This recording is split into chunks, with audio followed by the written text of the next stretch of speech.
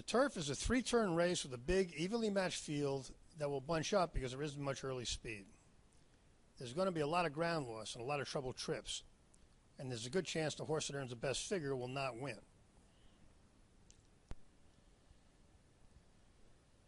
Ashley Loves Sugar is very solid with figures that are not that strong in this field, but he could make the lead and save ground around 3 turns, which would effectively make those figures a point or two faster and put him in the mix.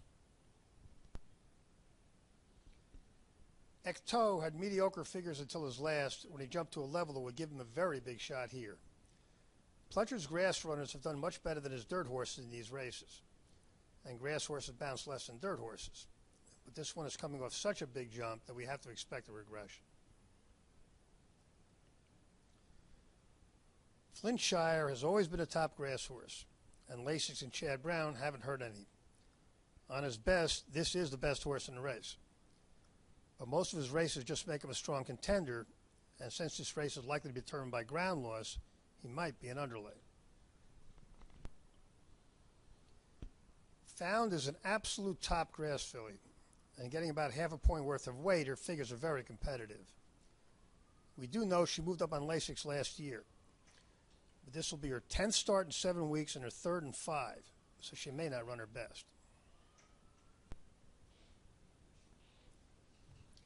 Highland Reel developed nicely throughout last year, and he's continued to get better this year. This colt is a fit on number power. O'Brien gets 80% pairs or new tops, and it's worth noting that when they ran him on Lasix last year, he ran a new top.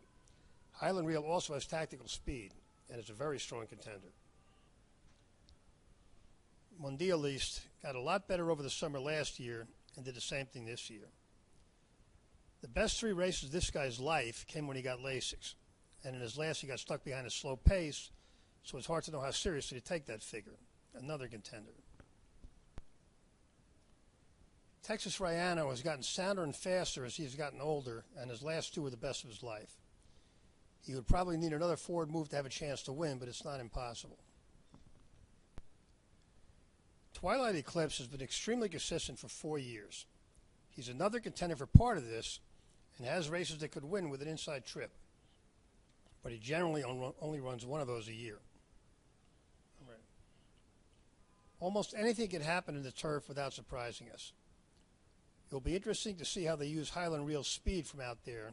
He and Flintshire are the most likely winners, but not by a lot.